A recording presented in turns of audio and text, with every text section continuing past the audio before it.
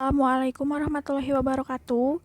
Kami dari kelompok 1 akan menjelaskan tentang antivirus. Di sini saya Ajeng Dianandari akan menjelaskan terlebih dahulu tentang virus. Virus berasal dari bahasa Latin venom yang berarti cairan beracun. Berdasarkan sifatnya, virus digolongkan ke dalam kingdom tersendiri. Virus juga tidak termasuk ke dalam sel karena tidak memiliki sitoplasma dan nukleus. Virus sendiri tidak memiliki sel. Pembentukan virus-virus baru berlangsung dalam sel inang yang terinfeksi. Walaupun demikian, virus memiliki materi genetik yang memungkinkannya untuk bermutasi dan berevolusi. Ini ada karakteristik virus. Diameter tubuh sekitar 20-300 nanometer dan panjangnya 20-14.000 nanometer.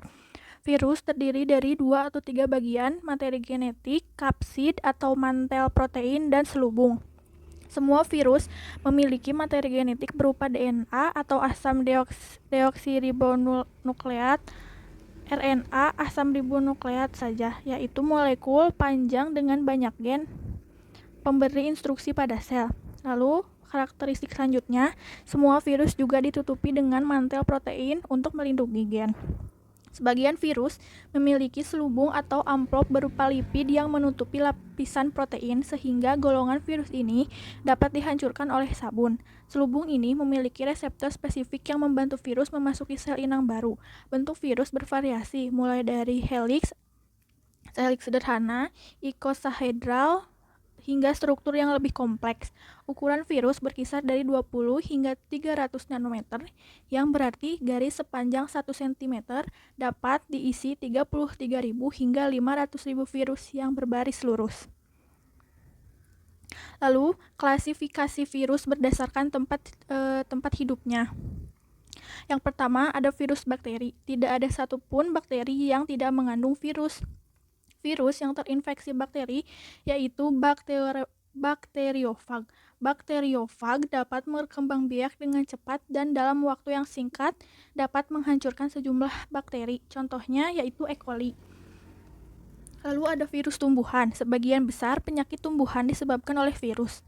Bahan genetik dari virus tumbuhan adalah RNA. Pada tumbuhan, virus dapat menginfeksi secara langsung ataupun melalui vektor seperti serangga. Virus dapat memperbanyak diri pada saluran pencernaan serangga dan dapat ditularkan pada tumbuhan setelah terjadi masa inkubasi pada serangga. Contohnya yaitu tobacco mosaic virus dan beet yellow virus. Lalu ada virus hewan. Bahan genetik dari virus hewan adalah DNA double helix atau RNA polinukleotida tunggal. Seperti halnya pada tumbuhan, virus hewan dapat menginfeksi secara langsung maupun melalui vektor. Contohnya yaitu virus influenza, vagina, dan virus poliomielitis. Lalu selanjutnya ada virus bakteri. Virus manusia dapat menginfeksi secara langsung maupun melalui vektor. Salah satu virus manusia yang dapat menular melalui kontak langsung maupun vektor yaitu virus corona atau COVID-19 yang sedang ramai menjadi perbincangan akhir ini. Virus tersebut diketahui dapat menular melalui antar manusia maupun dari hewan seperti kelelawar. Vektor pembawa virus tersebut dapat menginfeksi setelah terjadi masa inkubasi di dalam tubuh dan melakukan kontak langsung dengan manusia melalui tetesan atau cairan tubuh. Contoh virus lainnya yaitu cacar air, campak, hepatitis, DBD, dan diare. Lalu ini ada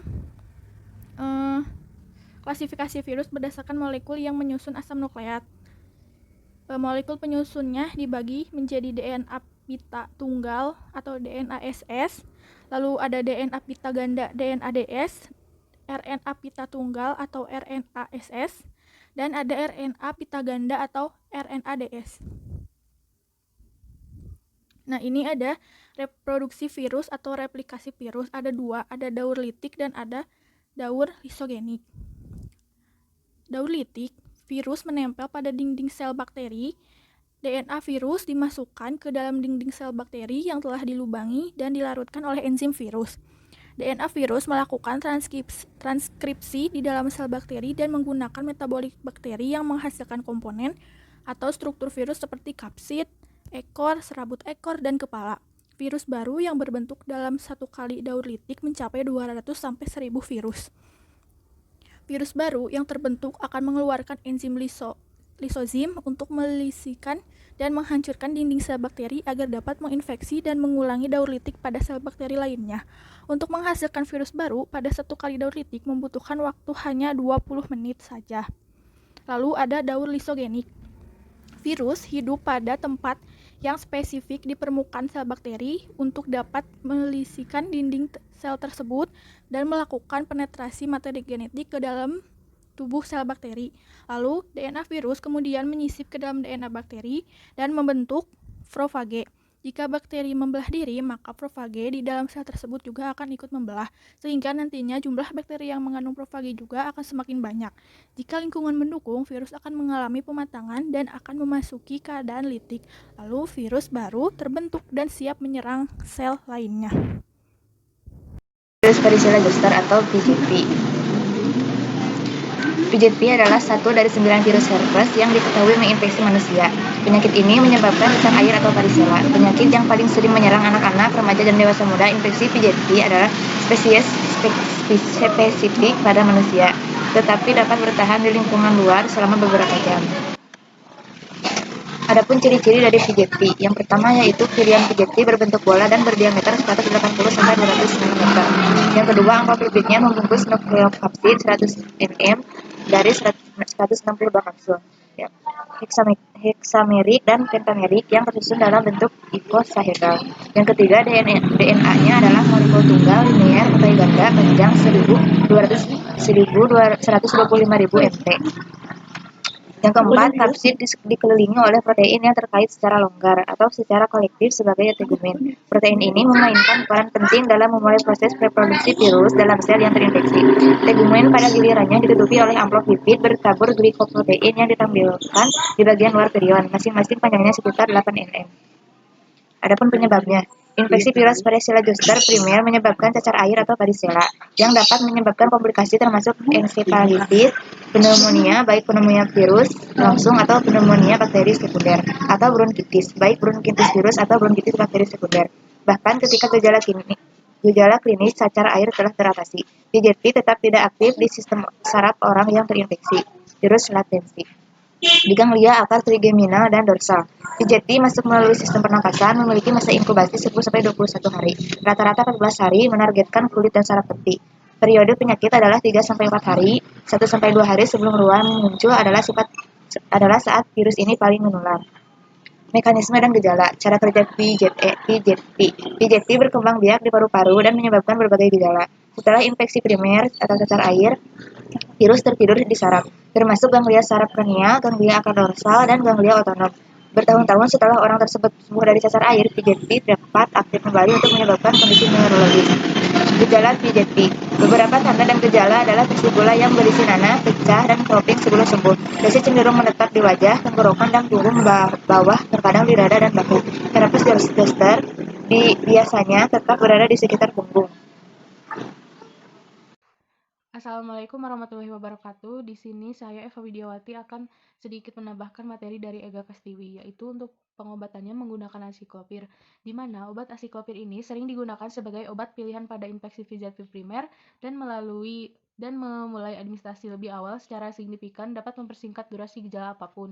Dan untuk mekanisme kerjanya, asiklopir adalah analog dengan nukleosida purin asiklik yang secara in vitro dapat menghambat secara aktif virus herpes simplex, Varica zoster, Epstein-Barr, dan sitomegalovirus. Di dalam sel, asiklopir mengalami fosforilasi menjadi bentuk aktif asiklopir trifosfat yang bekerja sebagai penghambat dan substrat dari herpes spesifik DNA polimerase, sehingga mencegah sintesis DNA dari virus lebih lanjut tanpa mempengaruhi proses sel yang normal. Kemudian untuk indikasinya, asiklopir ini digunakan untuk pengobatan infeksi virus herpes simplex pada kulit dan selaput lendir, termasuk herpes genitalis yang inisial dan rekuren. Untuk dosisnya, pada dosis dewasa 800 mg sampai 4-5 kali per hari selama 5-7 hari. Untuk dosis anak berusia di atas 2 tahun 20 mg sebanyak 4 kali per hari selama 5 hari. Dan dosis harian maksimal adalah 800 mg. Untuk kontraindikasinya, untuk penderita yang hipertensif terhadap asiklopir. Kemudian ada efek samping. Untuk efek sampingnya yaitu sangat mengantuk, volume urin berubah, urin berwarna gelap atau ada darah. Kemudian sulit bicara, jelas linglung. dan berhalusinasi, ruam, gatal-gatal, dan bentol atau bengkak pada kulit. Kemudian gangguan penglihatannya, misalnya pandangan menjadi kabur. Kemudian, kulit dan mata tampak menguning, jantung berdebar, dan sulit bernapas kejang. Untuk interaksi obatnya, yaitu siklosporin, tacrolimus, atau basitracin, karena dapat mengganggu fungsi ginjal. Obat antiinflamasi non-steroid atau NSAID seperti ibuprofen, diclofenac, atau meloxicam, karena dapat meningkatkan efek samping acyclovir. Kemudian, probenecid, cimetidine, dan misopenolat, mofetil, karena dapat meningkatkan efek samping obat-obatan tersebut. Kemudian untuk farmakokinetika obat acyclovir ini, acyclovir tidak larut di air dan mempunyai bioavailabilitas oral yang buruk dari 15-30%, sehingga pemberian secara intravena diperlukan jika acyclovir dibutuhkan dengan konsentrasi yang tinggi dalam plasma. Ketika diberikan secara peroral, puncak konsentrasi di plasma tercapai setelah 1-2 jam pemberian. Acyclovir terdistribusi dengan baik di tubuh. Pengikatan protein sekitar 9-33%. Untuk waktu paruhnya, waktu yang diperlukan agar konsentrasi obat dalam plasma berkurang menjadi setengahnya atau T1/2. Acyclovir tergantung umur pasien. Neonatus atau bayi yang baru lahir kemudian mempunyai waktu T1/2 selama 4 jam. Anak 1-12 tahun, waktu T1/2 selama 2-3 jam, dan dewasa waktu T1/2 selama 3 jam. Terima kasih. Mungkin sekian dari saya. Wassalamualaikum warahmatullahi wabarakatuh. Saya akan melanjutkan tentang virus HIV atau Human Immunodeficiency Virus. Nah, HIV ini adalah suatu retrovirus yang berarti terdiri atas untai tunggal RNA virus yang masuk ke dalam inti sel penjamu dan ditranskripsikan ke dalam DNA penjamu ketika menginfeksi penjamu. Nah, si HIV ini merupakan patogen yang menyerang sistem imun manusia, terutama semua sel yang memiliki penanda CD4 positif di permukaannya seperti makrofag dan limfosite. Nah, sumber antivirus ini awal mulanya berasal dari Afrika Barat dan Tengah, berpindah dari primata ke manusia dalam sebuah proses yang kita kenal dengan zoonosis. Nah, sebenarnya HIV tipenya itu ada dua. Yang pertama ada HIV-1. Nah, HIV-1 ini merupakan hasil evolusi dari simian immunodeficiency virus atau SIP-CPZ yang ditemukan dalam subspesies simpanse. Nah, yang kedua ini merupakan spesies virus hasil evolusi strain SIP yang berbeda, SIP-SMM, yang ditemukan pada monyet dunia lama Guinea-Bissau. Nah, mungkin HIV-1 ini yang berkembang di Indonesia karena spesies virus ini lebih virulen dan lebih mudah menular dibandingkan HIV-2. Nah, sedangkan HIV-2 ini masih terkurung di daerah Afrika Barat dan belum sampai ke daerah Indonesia. Nah, di sini ada pun ukuran dari virus HIV ini yaitu 100-150 nanometer dan berbentuk sferis hingga opal karena bentuk selubung yang menyelimuti partikel virion. Nah, selubung virus berasal dari membran sel inang yang sebagian besar tersusun dari lipid. Di dalam selubung terdapat bagian yang disebut protein matriks. Nah, bagian internal dari virus HIV ini terdiri dari dua komponen utama yaitu ada genom dan kapsid. Nah, penyebab penyebaran virus HIV ini paling banyak di Indonesia disebabkan melalui hubungan intim yang tidak aman dan bergantian menggunakan jarum suntik yang tidak steril saat memakai narkoba. Nah, seseorang yang terinfeksi HIV ini dapat menularkannya kepada orang lain bahkan sejak beberapa minggu dia tertular. Nah, semua orang berisiko terinfeksi HIV ini. Di sini saya akan menjelaskan tentang proses HIV melumpuhkan sistem kekebalan tubuh manusia karena setelah terjangkit HIV ini, efek yang dapat ditimbulkan itu sistem kekebalan kita itu akan sangat menurun drastis. Nah, biasanya dilanjutkan dengan penyakit AIDS ini. Makanya sepaket HIV AIDS itu kalau tidak benar setelah HIV tidak benar-benar dilakukan pengobatan atau pencegahan atau pengobatan lebih lagi. Nah, adapun prosesnya, yang pertama HIV masuk ke dalam tubuh dengan mencari sel-sel CD4 positif. Nah, kemudian si virus HIV ini akan masuk ke dalam sel CD4 positif ini untuk melumpuhkan dan menguasai dengan cara memperbanyak diri dalam sel CD4 ini. Nah, setelahnya sel-sel CD4 positif lainnya dan akan mengulangi proses yang sama. Ketiga, sel-sel penyerang datang akan menghancurkan sel-sel CD4 positif yang telah terinfeksi. Namun, sel-sel HIV ini kan sudah berkembang terlalu banyak, maka sel-sel yang lainnya yang akan menyerang sel-sel CD4 positif yang telah terserang HIV ini tidak mempan lagi. Nah, setelah itu karena lebih kuat, dia akan lebih cepat memperbanyak diri lagi di dalamnya. Nah, setelah melewati beberapa waktu, tubuh akan semakin banyak kehilangan sel-sel CD4 positif yang belum terserang oleh virus HIV ini. Nah, sehingga sistem kekebalan tubuh menjadi lemah. Itu terjadi karena sel-sel CD4 positif akan mengenali sel-sel asing yang masuk ke dalam tubuh tersebut yang telah dikalahkan oleh virus HIV. Nah, karena sel-sel tubuh CD4 positif berkurang di dalam tubuh, maka tubuh tidak bisa menerima informasi yang cukup yang akan membentuk sel-sel penyerang yang dibutuhkan oleh tubuh. Nah, mengapa efeknya jadi sistem kekebalan tubuh akan menurun drastis. Nah, ini pun ada gejala-gejala secara umum, tapi yang tahap pertama ini ada pengidap akan mengalami nyeri mirip seperti flu beberapa minggu setelah terinfeksi dan selama 1 hingga 2 bulan. Dapat menimbulkan gejala apapun selama beberapa tahun karena HIV ini kalau tidak segera tercek atau tahu bahwa telah terinfeksi HIV, prosesnya akan lama gitu. Dan sistem kekebalan tubuh akan menurun lama-kelamaan. Nah, dapat timbul demam, nyeri tenggorokan, ruam pembekakan, kelenjar getah bening, diare, kelelahan, nyeri otot, dan sendi. Nah, tahap kedua, umumnya setelah itu gejala tuh akan tidak timbul lagi gitu selama beberapa tahun. Nah, virus itu selama itu tuh menyebar dan merusak sistem kekebalan tubuh. Nah, penularan infeksi sudah bisa dilakukan pengidap kepada orang lain. Nah, kalau misalnya seseorang yang telah terkena virus HIV tidak dites dan belum tahu bahwa dia terinfeksi virus HIV, dan dia terus melakukan hal-hal negatif seperti hubungan seks secara random ataupun penggunaan narkoba alat suntiknya bersamaan, dia dapat lebih cepat menularkan kepada orang lain. Nah, ini tuh prosesnya tahap kedua berlangsung hingga 10 tahun atau lebih. Nah, tahap ketiga, daya tahan pengidap akan rentan sehingga mudah sakit dan akan berlanjut menjadi AIDS. Nah, ini penjelasan yang tadi. Terus demam terus-menerus lebih dari 10 hari, merasa lelah setiap saat, sulit bernapas, diare yang berat dalam jangka waktu yang lama, terjadi infeksi jamur di tenggorokan, mulut, dan vagina, timbul bintik ungu yang tidak akan hilang, dan hilangnya nafsu makan secara drastis sehingga berat badan pun akan turun. Nah, adapun obatnya atau antivirusnya ini sebenarnya untuk pencegahan bukan atau memperpanjang masa aktif masa hidup di ini karena untuk HIV belum benar-benar ada obatnya untuk menghilangkan virus HIV ini. Nah, ini akan dijelaskan oleh Saudari Muna. Terima kasih. Di sini saya akan melanjutkan obat antivirus untuk HIV. Untuk menahan lajunya tahap perkembangan virus, beberapa obat yang ada adalah antiretroviral dan infeksi oportunistik. Obat antiretroviral adalah obat yang dipergunakan untuk retrovirus seperti HIV. Gunanya itu untuk menghambat perkembangan virus. Terus di sini ada obat-obatan yang termasuk antiretroviral tuh ada AZT, Didanosin, Zezitabin, Stafudin. Obat infeksi oportunistik adalah obat yang digunakan untuk penyakit yang muncul sebagai efek samping rusaknya kekebalan tubuh. Yang penting untuk pengobatan oportunistik yaitu menggunakan obat-obat sesuai jenis penyakitnya. Contohnya tuh obat-obat anti TBC dan lain-lain. Selanjutnya saya akan menjelaskan obat untuk penyakit HIV. Sebenarnya ada 4 obat, tapi yang saya jelaskan hanya 2. Di sini pertama ada zidofudin, disingkat AZT. AZT ini merupakan analog timidin.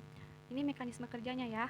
Mekanisme kerjanya itu jadi AZT bekerja dengan menghambat enzim transkriptase balik dari HIV secara selektif. Enzim ini digunakan virus untuk membuat salinan DNA dari RNA-nya. Terus di sini ada kontraindikasi. Ada kontraindikasinya tuh zidofudin dikontraindikasikan pada kondisi pasien yang mengalami reaksi hipersensitivitas seperti reaksi anafilaktik, angioedema, dan sindrom Stevens-Johnson dengan terapi zidofudin sebelumnya. Di sini ada dosisnya bisa dilihat ya. Jadi untuk dewasa tuh sebesar 200 sampai 300 mg 2 kali sehari. Kalau sama buat anak-anak mah diberikan berdasarkan berat badan gitu. Lalu efek samping dari obat zidofudin yang perlu diwaspadai adalah risiko neutropenia dan anemia berat pada pasien infeksi HIV lanjut, risiko miopatis simptomatik pada pemakaian obat zidofudin jangka panjang, dan risiko asidosis laktat dan hepatomegali berat dengan steatosis pada pasien dengan terapi analog nuklosida tunggal atau dalam kombinasi. Interaksi obat zidofudin dengan stafudin atau doxorubicin harus dihindari karena dapat meningkatkan toksisitas hematologi. Itu ada farmakokinetikanya bisa dilihat ya. Itu juga ada interaksi obatnya. Selanjutnya ada didanosin, disingkat dengan DDL. Nih, mekanisme kerjanya. DDL adalah analog nuklosida dari adenosin. Ini berbeda dari analog nuklosida lainnya karena tidak memiliki basa biasanya, melainkan memiliki hipoksantin yang melekat pada cincin gula di dalam sel. DDL difosforilasi menjadi metabolit aktif. Terus di sini tuh ada kontraindikasinya. Terus di sini ada dosisnya.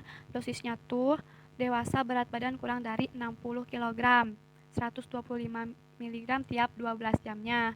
Terus berat badan lebih dari 60 kg, 200 mg tiap 12 jamnya. Anak di atas 3 bulan, 120 mg tiap 12 jam. Begitu. Terus di sini juga ada efek samping, ada IO-nya, ada farmakokinetikanya.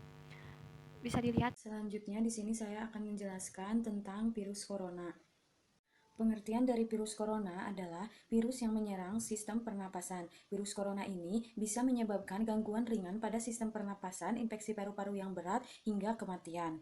Coronavirus juga merupakan kumpulan virus yang bisa menginfeksi sistem pernapasan. Pada penyakit kasus virus ini hanya menyebabkan infeksi pernapasan ringan seperti flu. Namun virus ini juga bisa menyebabkan infeksi pernapasan berat seperti paru-paru.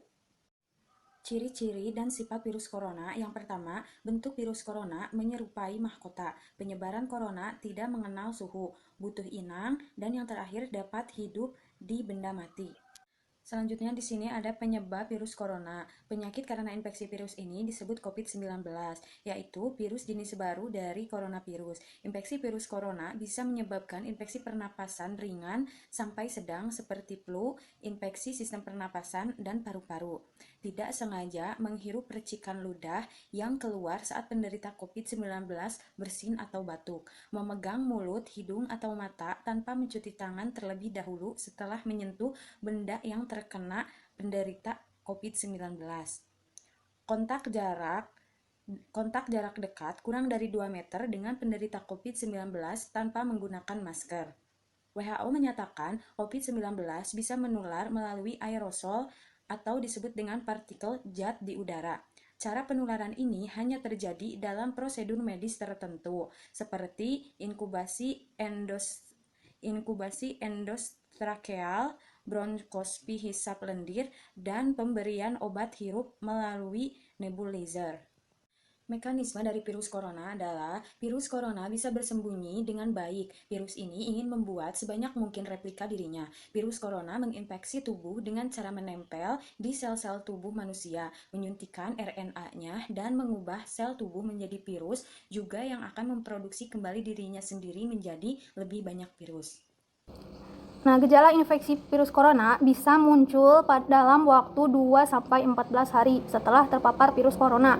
Tapi kebanyakan penderita COVID-19 merasakan gejala setelah terpapar selama 11-12 hari.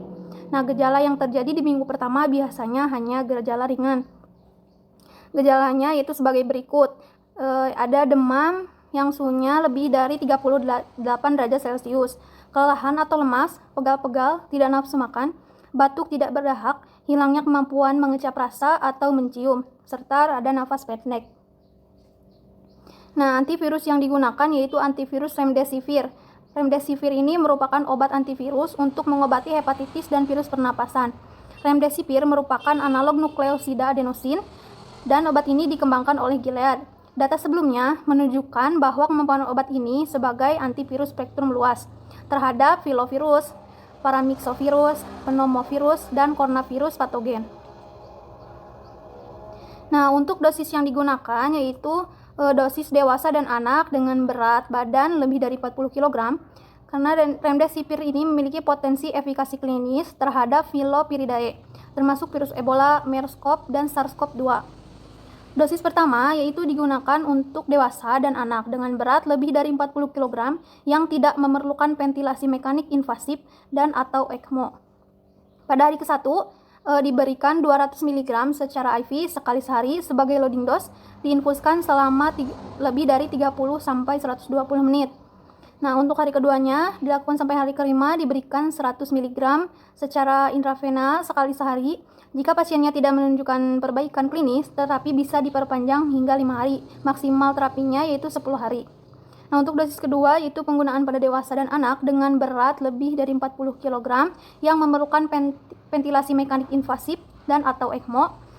Pada hari ke-1 yaitu diberikan sebanyak 200 mg secara intraven sebanyak sekali sehari sebagai loading dose-nya, yaitu diinfus selama 30-120 menit. Untuk hari kedua sampai hari ke-10 diberikan sebanyak 100 mg secara IV sekali sehari diinfuskan selama 30-120 menit. Kemudian dosis ketiga yaitu untuk penggunaan pada anak dengan berat badan 3,5 kg hingga kurang dari 40 kg yang memerlukan ventilasi mekanik invasif dan atau ECMO. Nah, untuk hari ke-1 yaitu digunakan sebanyak 5 mg per kilogram secara IV. Nah, dilakukan sekali sehari diinfuskan selama 30-120 menit sebagai loading dose.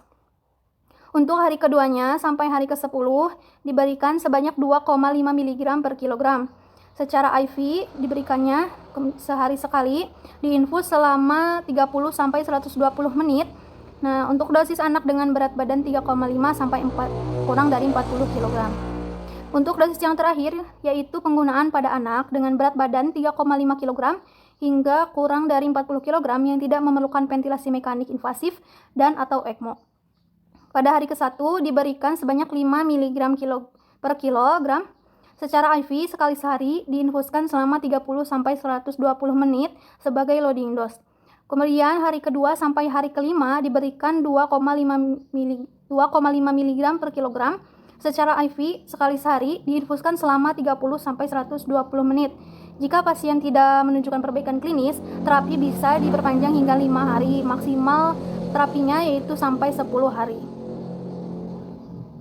Nah, untuk mekanisme dari antivirus remdesivir nih, yaitu sebagai analog nukleosida dengan menghambat kerja RNA polimerase dan virus. Seperti yang kita ketahui bahwa salah satu replika dari virus ini adalah duplikasi genom virus oleh RNA polimerase. Dengan menghambat enzim ini, maka perkembangan virus dapat ditekan. Untuk kontraindikasi dari antivirus remdesivir yaitu untuk pasien yang memiliki hipersensitivitas terhadap remdesivir. Penggunaannya juga tidak dianjurkan kepada para penderita COVID-19 dengan gangguan ginjal yang sedang sampai berat. Nah, perlu juga dilakukan pemeriksaan fungsi ginjal dan hati sebelum pemberian remdesivir.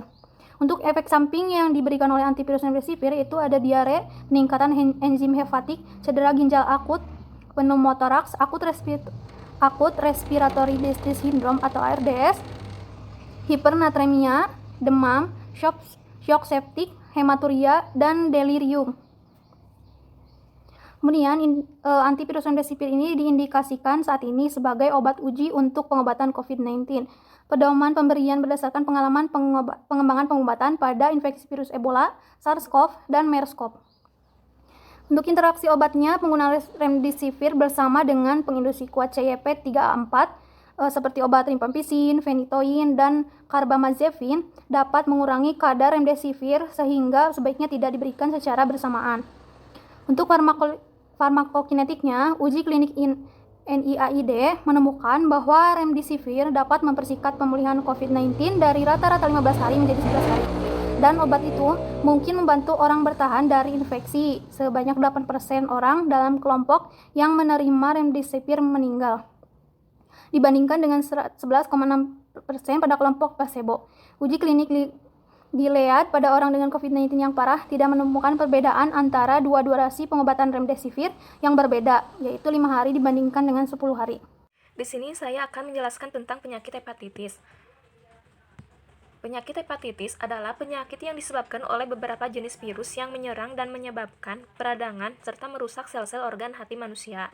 Hepatitis dikategorikan menjadi 6 golongan, yaitu hepatitis A, hepatitis B, hepatitis C, hepatitis D, hepatitis E, hepatitis F, dan hepatitis G.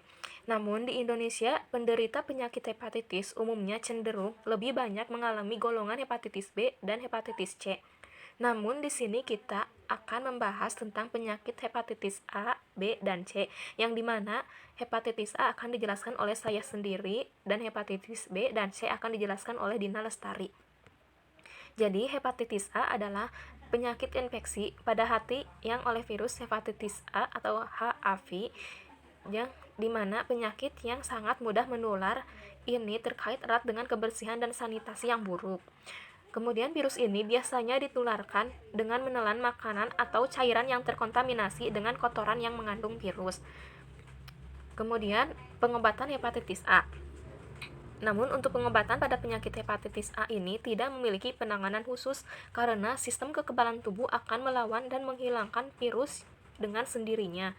Jadi, tujuan penanganan hepatitis A adalah untuk meringankan gejala yang dialami penderitanya. Kemudian ada pencegahan hepatitis A. Pencegahannya bisa dengan menjaga kebersihan, mencuci tangan sebelum dan sesudah makan, hindari konsumsi makanan yang kurang matang, serta hindari membeli makanan dari tempat yang kurang terjamin kebersihannya. Mungkin dicukupkan sekian penjelasan dari saya tentang hepatitis A, dan selanjutnya yaitu hepatitis B dan C akan dijelaskan oleh Dina Lestari. Terima kasih. Nah, di sini saya akan menjelaskan hepatitis B. Hepatitis B merupakan salah satu penyakit menular yang tergolong berbahaya di dunia. Penyakit ini disebabkan oleh virus hepatitis B atau PHB yang menyerang hati dan menyebabkan peradangan hati akut atau menahun. Seperti hal hepatitis C, kedua penyakit ini dapat menjadi kronis dan akhirnya menjadi kanker hati. Proses penularan hepatitis B yaitu melalui pertukaran cairan tubuh atau kontak dengan darah dari orang yang terinfeksi hepatitis B.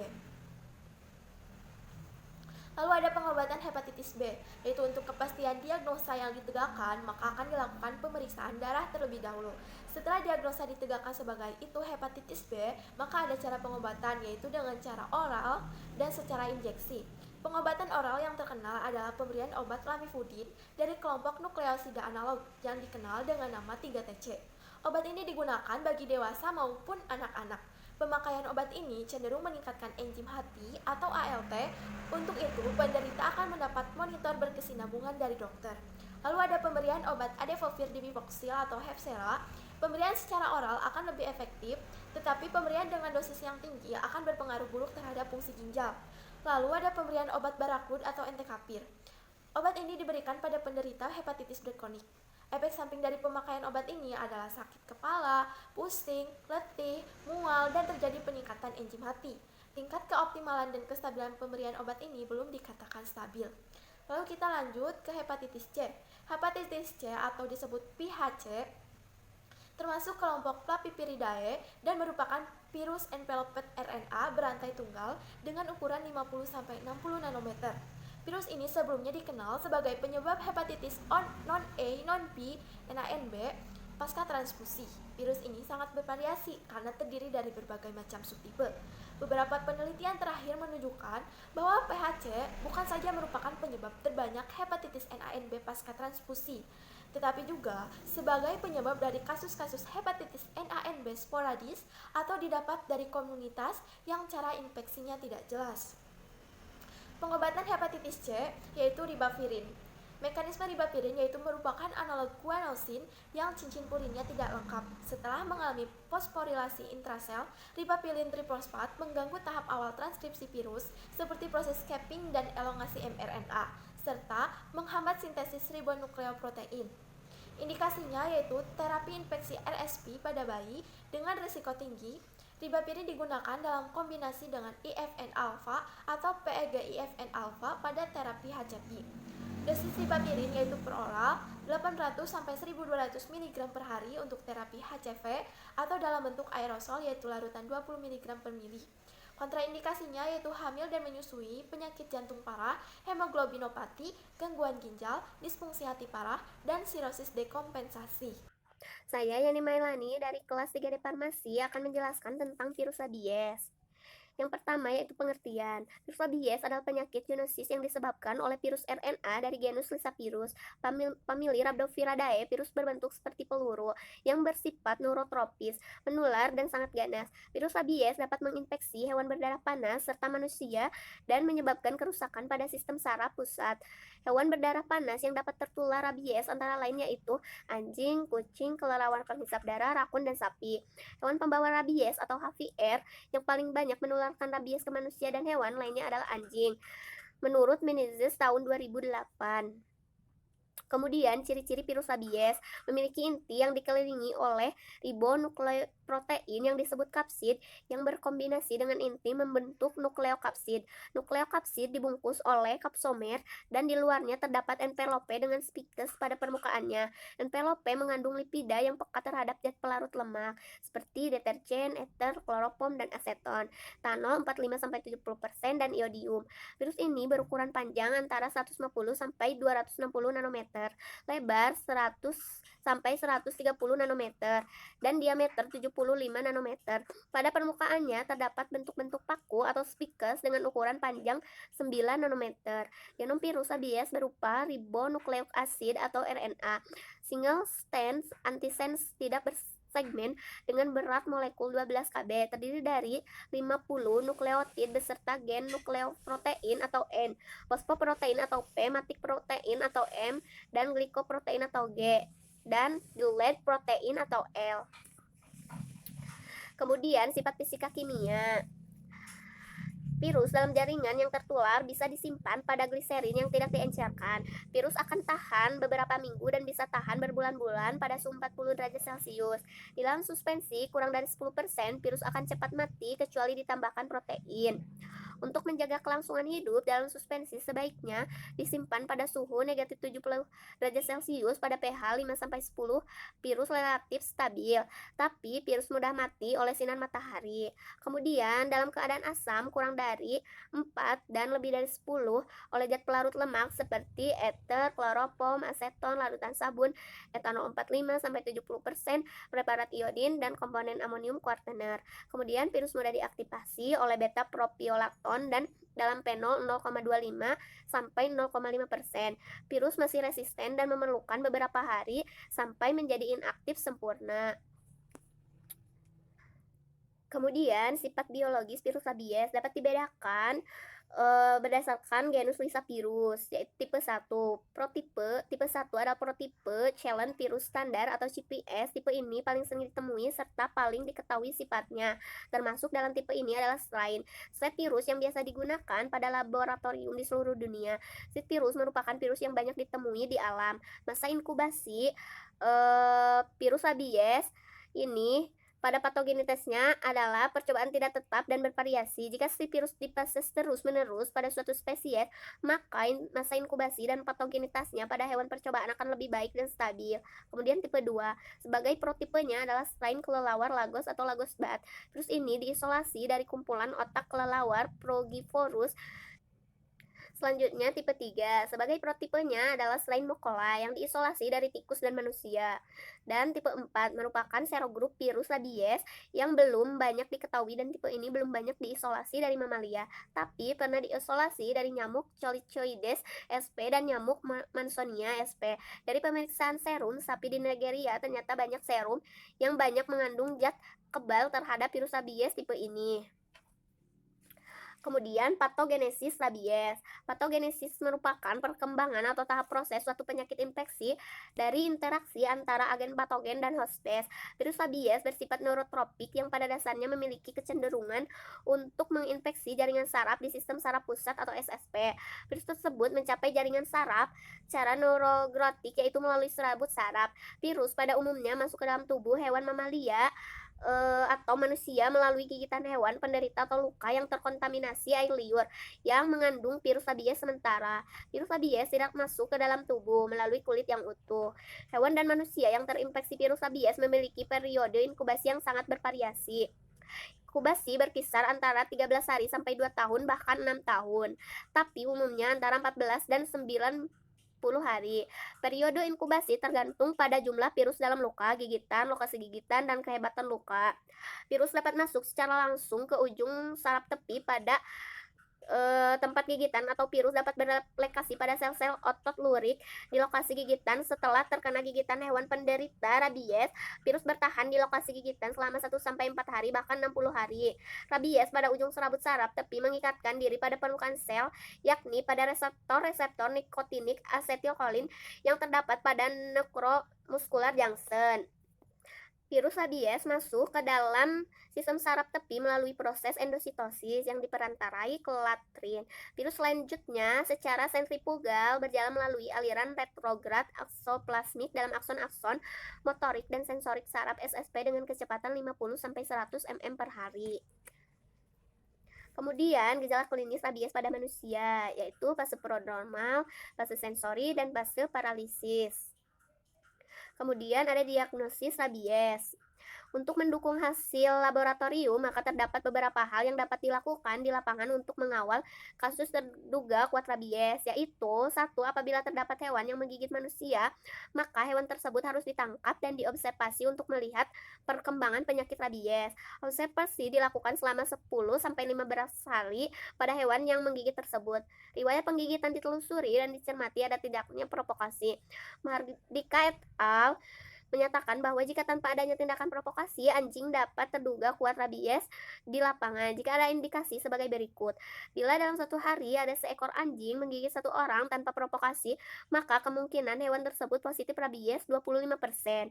Bila dalam satu hari ada seekor anjing menggigit dua orang tanpa provokasi, maka kemungkinan hewan tersebut positif rabies 50%.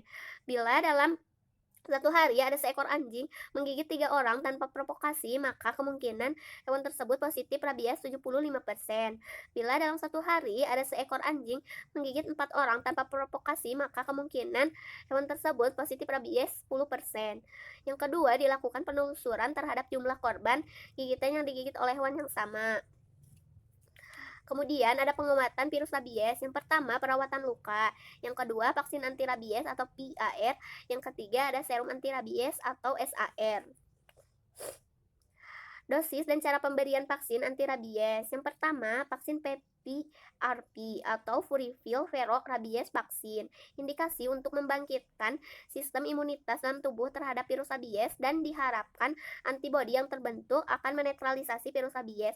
Namun, bila virus rabies telah mencapai susunan saraf pusat, pemberian vaksin anti rabies ini tidak akan memberikan manfaat lagi.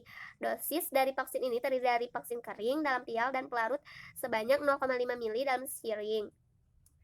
Dosis dan cara pemberiannya sesudah digigit. Cara pemberiannya adalah disuntikan secara intramuskular di daerah deltoides atau lengan atas kanan dan kiri. Dosis untuk anak dan dewasa sama yaitu 0,5 ml dengan 4 kali pemberian, yaitu hari ke-0 2 kali pemberian sekaligus, hari ke-7 1 kali pemberian, dan hari ke-21 1 kali pemberian.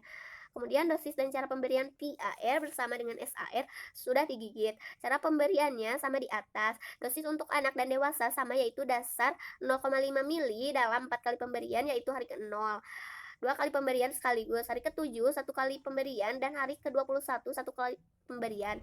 Ulangan 0,5 ml sama pada anak dan dewasa pada hari ke-90. Kemudian kontraindikasi. Mengingat pentingnya pencegahan rabies, semua kontraindikasi adalah sekunder bila terdapat kasus tersangka atau kontaminasi dengan virus rabies. Kemudian efek samping. Efek samping yang terjadi seperti kemerahan dan indurasi ringan pada tempat bekas suntikan. Kemudian interaksi obat. Kortikosteroid dan obat-obatan imunosupresif dapat menyebabkan kegagalan vaksinasi atau imunisasi. Pada kasus ini perlu dilakukan pemeriksaan antibodi serologis. Kemudian yang kedua ada serum anti rabies atau SAR. Indikasinya untuk memberikan kekebalan pasif dalam 7 hari pertama, di mana pada masa itu belum terbentuk imunitas terhadap virus rabies. Dosisnya yang pertama serum heterolog dari kuda, mempunyai kemasan bentuk pial 20 ml atau 1 ml sama dengan 100 IU. Cara pemberian disuntikan secara infiltrasi di sekitar luka sebanyak mungkin. Sisanya disuntikan intramuskular. Dosis 40 per kilogram BB diberikan bersamaan dengan pemberian PAR hari ke-0 dengan melakukan skin test terlebih dahulu. Yang kedua, serum homolog mempunyai kemasan bentuk pial 2 ml atau 1 ml sama dengan 150 IU. Cara pemberian disuntikan secara infiltrasi di sekitar luka sebanyak mungkin. Sisanya disuntikan intramuskular. Dosis 20 per kilogram BB diberikan bersamaan dengan pemberikan PAR hari ke-0 dengan sebelumnya dilakukan skin test. Kemudian interaksi obatnya. Penggunaan bersama vaksin yang berisi virus live attenuated, pemberian besar dapat mengganggu respon imun terhadap vaksin virus live attenuated. Pemberian vaksin seperti rubella dan vaksin varicella harus menunggu selama waktu minimal 3 bulan setelah pemberian SAR. Kemudian efek samping. Efek samping yang sering terjadi adalah serum sickness dan shock anafilaksis. Efek samping tersebut dapat muncul sekitar 1 minggu setelah pemberian injeksi dan dapat dengan mudah diatasi dengan pemberian antihistamin dan analgesik. Kemudian farmakokinetik. Farmakokinetik SAR secara intramuskular baru akan terdeteksi di serum setelah 24 jam. Metabolismenya belum diketahui. Kemudian absorpsi. Absorpsi SAR lambat melalui intramuskular dan baru dapat dideteksi dalam serum 24 jam kemudian. Setelah itu ada distribusi. Distribusi serum antirabies di plasma mencapai puncaknya dalam waktu kurang lebih 7 hari atau 3-14 hari. Waktu paru SAR adalah 17,9 hari. Metabolisme SAR di dalam tubuh belum diketahui. Eliminasi IgG dan kompleks IgG terjadi di dalam sistem retikuloendotelial cell. Selanjutnya, saya akan menjelaskan tentang rhinovirus. Rhinovirus adalah agen infeksi viral yang sangat umum pada manusia dan umumnya menyebabkan pilek. Infeksi rhinovirus berproliferase pada 33-35 derajat Celcius atau 91-95 derajat Fahrenheit. Temperatur yang dijumpai di hidung rhinovirus anggota dari genus Enterovirus dalam famili Picornaviridae. Ciri-ciri: mereka bersifat litik dan merupakan salah satu virus terkecil dengan diameter sekitar 30 nanometer. Sebagai perbandingan, virus lain seperti virus cacar dan Pachynychia sekitar 10 kali lebih besar atau sekitar 300 nanometer, sementara virus flu sekitar 80-120 nanometer. Selanjutnya yaitu penyebab. Penyebab virus pilek atau rhinovirus paling sering menular ketika musim dingin atau musim hujan. Hal ini karena kebanyakan virus pilek mudah berkembang dalam suhu rendah atau dingin dan udara yang kering. Selanjutnya, cara kerja rhinovirus menyerang tubuh dan mengakibatkan pilek. Rute masuk utama untuk rhinovirus manusia yaitu melalui saluran pernapasan atas, mulut dan hidung. Rhinovirus A dan B mengikat ICAM1 atau intercellular adhesion molecule 1, juga dikenal sebagai reseptor CD54 pada sel-sel epitel pernapasan. Sementara rhinovirus C menggunakan protein CDHR3 atau Cederin Related Family Member 3 sebagai jalan pintu masuknya. Ketika virus bereplikasi dan menyebar, sel-sel yang terinfeksi melepaskan sinyal bahaya yang dikenal sebagai kemokin dan sitokin, yang pada gilirannya mengaktifkan mediator peradangan. Lisi sel terjadi pada epitel pernapasan bagian atas. Infeksi terjadi dengan cepat dengan virus menempel pada reseptor permukaan dalam waktu 15 menit setelah memasuki saluran pernapasan. Gejalanya yaitu termasuk sakit tenggorokan, pilek, hidung tersumbat, bersin, dan batuk. Terkadang disertai dengan nyeri otot, kelelahan, malaise, sakit kepala, kelemahan otot, atau kehilangan nafsu makan. Obat antivirus rhinovirus yaitu interferon alfa yang digunakan secara intranasal terbukti efektif melawan infeksi rhinovirus manusia. Namun, relawan yang diobati dengan obat ini mengalami beberapa efek samping seperti perdarahan hidung dan mulai mengembangkan resistensi terhadap obat. Selanjutnya, penelitian tentang obat ini ditinggalkan. Nah, ada mekanisme kerja interferon yaitu kompleks dan tidak dipahami dengan baik. Interferon memodulasi respon sistem kekebalan terhadap virus, bakteri, kanker, dan zat asing lainnya yang menyerang tubuh. Assalamualaikum warahmatullahi wabarakatuh. Perkenalkan, nama saya Dinasrun Alhaya dari Farmasi 3D. Di sini saya akan mencoba untuk menjelaskan tentang penyakit cikungunya, virus cikungunya. Pengertian: cikungunya adalah penyakit yang disebabkan oleh virus dari genus Alphavirus, famili Togaviridae, dan ditularkan melalui gigitan nyamuk Aedes aegypti dan AE albopictus yang terinfeksi oleh virus tersebut. Penyakit ini pertama kalinya dilaporkan oleh Robinson dan Lumsden setelah terjadinya wabah di lembah Makonde tahun 1952. Seperti halnya dengan malaria dan dengue, penyakit ini telah menjadi endemis di negara-negara Afrika dan Asia. dan telah menimbulkan wabah di tempat-tempat tersebut. Cik ditandai oleh adanya 3 gejala khas trias yaitu demam, nyeri sendi, dan ruam kulit. Cik adalah penyakit yang bersifat dapat sembuh sendiri atau self-limiting dan tidak ada pengobatan yang spesifik untuk demam cik. Upaya pengobatan hanya bersifat simptomatis, oleh karena itu pengendalian vektor merupakan usaha yang tepat untuk mencegah penyakit. Assalamualaikum warahmatullahi wabarakatuh. Perkenalkan, nama saya Adinda Nur Oktavia dari kelompok 8. Ingin meneruskan materi yang dijelaskan oleh Ade Nasrun. Ada mekanisme penularan cikungunya. Virus cikungunya ditularkan kepada manusia melalui gigitan nyamuk Aedes aegypti. Nyamuk lain mungkin bisa berperan sebagai vektor. Namun, perlu penelitian lebih lanjut, nyamuk Aedes tersebut dapat mengandung virus cikungunya pada saat menggigit manusia yang sedang mengalami viremia, yaitu 2 hari sebelum demam sampai 5 hari setelah demam timbul. Kemudian, virus yang berada di kelenjar liur berkembang baik dalam waktu 8-10 hari extrinsic incubation period, dalam waktu 8-10 hari, sebelum dapat ditularkan kembali kepada manusia pada saat gigitan berikutnya. Di tubuh manusia, virus memerlukan waktu masa tunas 4-7 hari, intrinsic incubation period, sebelum menimbulkan penyakit. Untuk pengobatan cikungunya, sampai saat ini belum ada vaksin atau antiviral yang spesifik untuk cikungunya. Pengobatan masih bersifat simptomatik seperti istirahat, pemberian cairan untuk mempertahankan keseimbangan cairan, obat-obat untuk menurunkan panas badan, antipiretik. Istirahat dianjurkan selama terdapat gejala sendi akut. Setelah lewat masa akut, dapat diberikan aspirin untuk nyeri sendi. Yaitu influenza. Influenza yang dikenal sebagai flu adalah penyakit pernapasan yang sangat menular dan disebabkan oleh virus influenza tipe A, B, dan bisa juga C. Influenza merupakan suatu penyakit infeksi akut saluran pernapasan, terutama ditandai oleh demam, menggigil, sakit otot, sakit kepala, dan sering disertai pilek, sakit tenggorokan, dan batuk non-produktif. Virus influenza merupakan virus RNA rantai tunggal dengan bentuk helikal dari famili Orthomyxoviridae. Salah satu ciri penting dari virus influenza adalah kemampuannya untuk mencegah antigen permukaannya H dan N, baik secara cepat atau mendadak maupun lambat. Peristiwa terjadinya perubahan besar dari struktur antigen permukaan yang terjadi secara singkat disebut antigenic shift. Gejala influenza biasanya dialami orang dengan influenza, diantaranya sesak napas dengan atau tanpa sumbatan hidung, bersin-bersin, tenggorokan gatal, hidung meler, batuk, suara serak, lemas, sakit kepala, demam, dan mata berair. Selanjutnya, penyebab influenza. Virus penyebab influenza mudah ditularkan melalui ludah yang dibatukan atau dibersihkan oleh penderitanya. Selain itu, tangan ataupun benda-benda lain yang terkontaminasi virus juga dapat menjadi media perpindahan virus.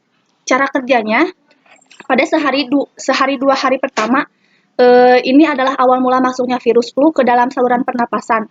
Virus flu memasuki tubuh dengan berbagai cara, terhirup saat orang lain bersin atau batuk, atau menyentuh barang yang terkontaminasi. Virus flu dan tangan membawanya mendekati mulut, hidung, atau mata. Sejak saat masuk, virus akan bergabung dengan sel tubuh dan bereplikasi. Di hari pertama dan kedua sejak virus memasuki tubuh belum merasakan apapun. Namun demikian, tidak ada cara untuk menyelamatkan diri dari sakit flu yang akan datang sesaat lagi. Bukan hanya karena seseorang belum merasakan sakit, tetapi juga karena virus flu sedang menuju puncak kejayaannya dalam tubuh. Untuk hari-hari selanjutnya hingga 1 minggu, sel imun kini telah dikudeta virus flu. Mereka bereplikasi dan imunitas tubuh menjadi turun seketika. Meski begitu, tubuh ternyata tidak mudah mengalah. Tubuh memproduksi sel imun lebih banyak dan memperbaiki sistem imun tubuh agar tidak ada sel lain yang berinfeksi virus flu. Di saat inilah tubuh baru merasa lemas, kepala pusing, kedinginan, bahkan otot terasa pegal-pegal. Untuk pengobatannya, obat antivirus adalah golongan obat yang digunakan untuk menangani penyakit-penyakit yang disebabkan infeksi virus.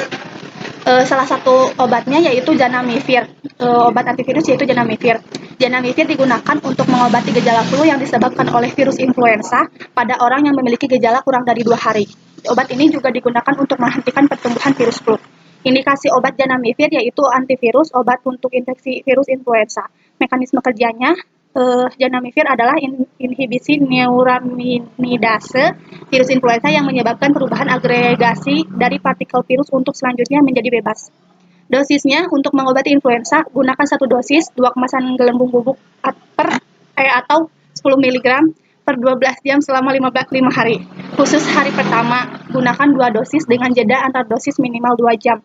Gunakan obat dalam 2 hari sejak terpapar virus. Obat dapat digunakan lebih dari 5 hari bila kondisi parah. Untuk kontraindikasinya hipersensitif. Efek sampingnya bisa menyebabkan beberapa efek samping seperti pusing dan sakit kepala, batuk, pilek, hidung tersumbat dan bersin-bersin, sakit tenggorokan, nyeri telinga, nyeri sendi, mual, muntah, dan diare, dan perubahan suasana hati terutama bila digunakan oleh anak-anak.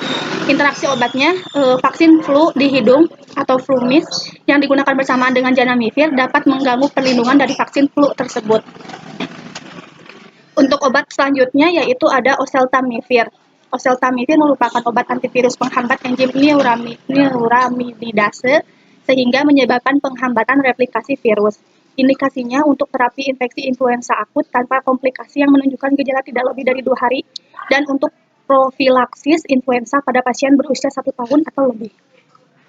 Mekanisme kerjanya, oseltamivir bekerja dengan menghambat enzim neuraminidase pada virus yang berfungsi untuk masuknya virus dan membantu pelepasan partikel virus yang baru terbentuk dari sel yang terinfeksi. Dosisnya, untuk terapi influenza, oseltamivir harus diberikan sesegera mungkin. Dosis yang diberikan adalah untuk dosis dewasa lebih dari 13 tahun, 75 gram 2 kali sehari selama 5 hari. Terapi harus dimulai dalam 2 hari sejak onset gejala. Anak-anak berusia kurang dari 1 tahun 3 mg per kilogram 2 kali sehari dan diberikan selama 5 hari. Rekomendasi dosis tersebut tidak ditunjukkan untuk neonatus kurang bulan. Anak-anak berusia 1 tahun atau lebih diberikan 2 kali sehari selama 5 hari. Dengan dosis berdasarkan berat badan yaitu kurang dari 15 kg 30 mg, lebih dari 15 sampai 23 kg 45 mg, lebih dari 23 sampai 40 kg 60 mg, lebih dari 40 kg 75 mg. Kontraindikasinya yaitu hipersensitif. Efek samping penggunaan oseltamivir adalah sakit kepala, merasa tidak enak badan, batuk dan hidung tersumbat, sakit perut, diare, mual dan muntah, sulit tidur juga termasuk efek sampingnya. Terus interaksi obatnya, hindari mengonsumsi oseltamivir bersama pemberian vaksin influenza. Pemakaian keduanya secara bersamaan berpotensi menghambat kerja vaksin influenza. Di sini saya Muhammad Ihsan akan menjelaskan mengenai virus rubella. Untuk pengertiannya, definisi congenital rubella syndrome rubella atau campak Jerman adalah penyakit yang disebabkan oleh infeksi virus rubella. Di anak-anak, infeksi biasanya hanya menimbulkan sedikit keluhan atau tanpa gejala. Infeksi pada orang dewasa dapat menimbulkan keluhan demam, sakit kepala, lemas, dan konjungtivitas. 70% kasus infeksi rubella di orang dewasa menyebabkan terjadinya artralgi atau artritis. Jika infeksi virus rubella terjadi pada kehamilan, khususnya trimester pertama sering menyebabkan congenital rubella syndrome atau CRS. CRS mengakibatkan terjadinya abortus, bayi lahir mati, prematur, dan cacat apabila bayi tetap hidup. Kemudian untuk ciri-cirinya, virus rubella terdiri dari lapisan glikoprotein dan inti dengan RNA. Virus rubella atau VR terdiri atas 2 subunit struktur besar, satu berkaitan dengan envelope virus dan yang lainnya berkaitan dengan nukleoprotein core. Kemudian untuk penyebab, penularan rubella terjadi melalui kontak erat dengan penderita karena virus berada di faring penderita. Penderita telah dapat menularkan penyakitnya sejak 7 hari sebelum ruang kulit terbentuk sampai 7 hari sesudah terbentuknya ruang kulit. Gejala rubella muncul 2-3 minggu sejak terpapar virus dan dapat berlangsung selama 1-5 hari. Gejalanya meliputi ruam merah yang bermula di wajah lalu menyebar ke badan dan tungkai, demam, sakit kepala, pilek dan hidung tersumbat, tidak nafsu makan, nyeri sendi terutama pada remaja wanita, mata merah, muncul benjolan di sekitar telinga dan leher akibat pembengkakan kelenjar getah bening. Gejala yang timbul akibat rubella biasanya ringan sehingga sulit terdeteksi. Namun begitu seseorang terinfeksi virus akan menyebar ke seluruh tubuh dalam waktu 5-7 hari. Periode yang paling rentan untuk menularkan penyakit ini pada orang lain adalah pada hari pertama sampai hari kelima setelah ruam muncul. Untuk cara kerjanya sendiri, yaitu virus rubella mengalami replikasi di dalam sel inang. Siklus replikasi yang umum terjadi dalam proses yang bertingkat, terdiri dari tahapan yang pertama pelekatan, yang kedua pengasukan atau penetrasi, yang ketiga diawas salut atau uncoating, yang keempat biosintesis, yang kelima pematangan dan pelepasan. Meskipun ini merupakan siklus yang umum, tetapi akan terjadi beberapa ragam siklus dan bergantung pada jenis asam nukleat virus. Dan tahap pelekatan terjadi ketika permukaan virion atau partikel virus terkait di penerima atau reseptor sel inang. Pelekatan reversibel virion dalam beberapa hal agar harus terjadi infeksi dan pengasukan virus ke dalam sel inang. Proses ini melibatkan beberapa mekanisme, yaitu yang pertama penggabungan envelope virus dengan membran sel inang atau host. 2. Pengasukan langsung ke dalam membrane. Yang ketiga, interaksi dengan tempat penerima membran sel. Dan yang keempat, yaitu viropeksis atau fagositosis. Nah, untuk pengobatan rubella itu cukup dilakukan di rumah saja, karena gejalanya tergolong ringan. Cukup makan obat paracetamol guna meringankan nyeri dan demam, serta banyak beristirahat di rumah, agar virus tidak menyebar ke orang lain. Nah, untuk pada ibu hamil yang menderita rubella, disarankan makan obat antibodi hyperimun globulin untuk melawan virus. Meski dapat mengurangi gejala, antivirus tidak mencegah kemungkinan bayi menderita sindrom rubella congenital, yaitu suatu kondisi yang menyebabkan bayi terlahir dengan kelainan. Kesimpulan dari presentasi kami yaitu antivirus merupakan salah satu penggolongan obat yang secara spesifik digunakan untuk mengobati infeksi virus. Sebagian besar antivirus relatif tidak berbahaya bagi pasien, karena itu dapat digunakan untuk mengobati infeksi. Salah satu tujuan obat antivirus untuk mengganggu kemampuan virus untuk menempel ke sel target. Virus harus berikatan dengan reseptor molekul spesifik pada permukaan sel inang dan melepaskan materi genetik virus dari selubungnya. Virus yang memiliki selubung lipid harus berfungsi dengan sel target atau dengan vesikel yang mengantarkan virus dalam sel sebelum virus melepas materi genetik dari selubungnya. Terima kasih atas perhatiannya. Sekian presentasi dari kelompok kami. Mohon maaf bila ada kesalahan. Billahi taufiq wal hidayah. Wassalamualaikum warahmatullahi wabarakatuh.